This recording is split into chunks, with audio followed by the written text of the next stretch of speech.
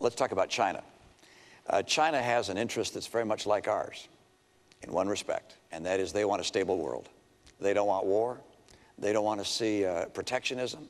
They don't want to see the world break out into various forms of chaos, because they have to manufacture goods and put people to work. They have about 20 million rather people coming out of the farms every year, coming into the cities, needing jobs. So they want the economy to work and the world to be free and open. And so we can be a partner with China. We don't have to be an adversary in any way, shape, or form. We can work with them. We can collaborate with them if they're willing to be responsible. Now, they look at us and say, is it a good idea to be with America?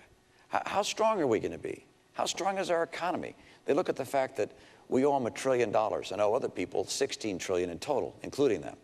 They look at our decision to cut back on our military capabilities. $1 trillion.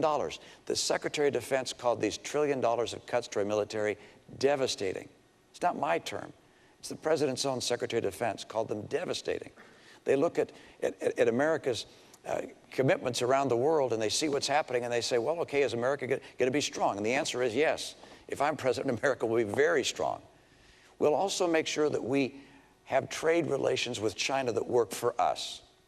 I've watched year in and year out as companies have shut down and people have lost their jobs because China has not played by the same rules, in part by holding down artificially the value of their currency. It holds down the prices of their goods. It means our goods aren't as competitive and we lose jobs.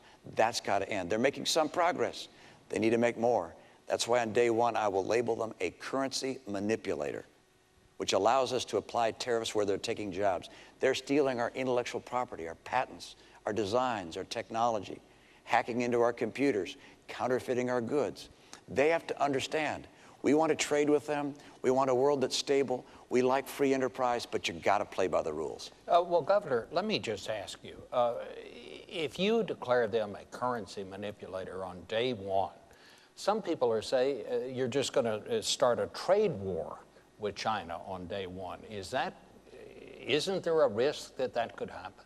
Well, they sell us about this much stuff every year, and we sell them about this much stuff every year. So it's pretty clear who doesn't want a trade war. And there's one going on right now, which we don't know about. It's a silent one, and they're winning. We have enormous trade imbalance with China, and it's worse this year than last year, and it's worse last year than the year before.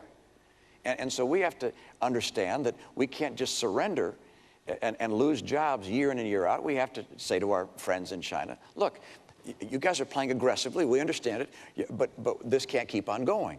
You can't keep on holding down the value of your currency, stealing our intellectual property, counterfeiting our products, selling them around the world, even into the United States. I was with one company that makes valves in process industries.